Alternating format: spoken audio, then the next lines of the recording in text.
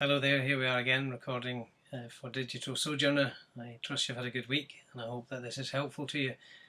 We're working through Titus and we're in chapter 2 and we're really looking at one clause out of verse 14 of chapter 2. Let me read it to you. Well, let me read the whole verse to you. It says, "Who gave himself for us, that he might redeem us from all iniquity and purify unto himself a peculiar people, zealous of good works." Now this is a lovely verse, and we thought last week about the fact that the Lord Jesus Christ gave himself for us, and that wonderful truth. So he purchased us. But this week I want to think about the fact that he has purified us. The verse says that he might purify unto himself a peculiar people.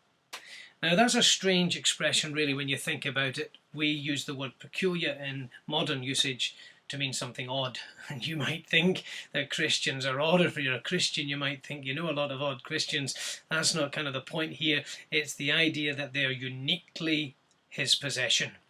They are a people for his own possession, and that is why the Lord Jesus died. And if you're not a Christian, you're watching this, he died so that you might be redeemed, that he might purchase the church, so that he might bless it.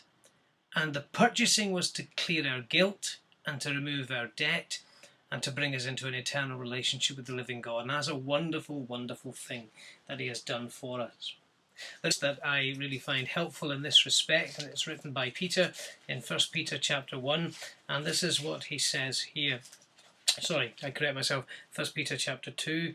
It talks about people, and it talks about the church, and it talks about them there as being a people that are a peculiar people, a people for his possession. Let me read it. He says, "You're a chosen generation, a royal priesthood, and holy nation, a peculiar people, that you should show forth the praises of him who hath called you out of darkness into his marvellous light." So the idea here again is people that he has purchased. It's his possession. You see, when Paul spoke to the elders in the church in Ephesus, he met them in a place called Miletus, and he spoke to them there. And I was just looking up the reference here in Acts chapter 20, and it talks about the church which he purchased with his own blood. He obtained with his own blood.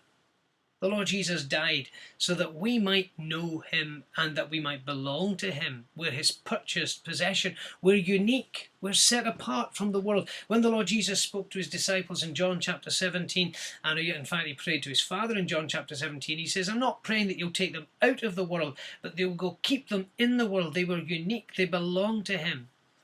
The Lord Jesus in John chapter 10, he spoke about people that would come, and they would come into his fold, and he says they would be his flock, and he says, "I know my sheep and I call them by name." They belong to him.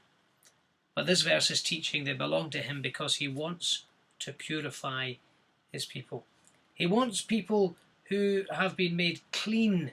He wants people who know his cleansing. They're people who are free from any type of mixture. They're not worldly, they're not mixed up with the world, they're not part world, part belong to Christ. They're uniquely his, free of mixture. They're a purified people. This is the idea that they're separate from the world. The Christian is someone who's set apart to God. It's someone who's holy, someone who has been blessed through the work of the Lord Jesus Christ, and they belong to the church. They are a group, a new nation, a new people. They're described as a peculiar people, as in a nation. They have an identity, the church, which he purchased with his own blood.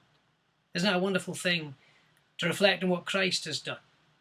To reflect on the fact that he's called us out of the world. He's separated us from the world. He's cleared us and made us uniquely holy and special for himself.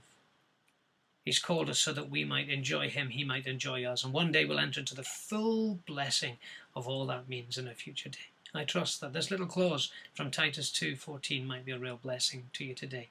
Thank you for listening.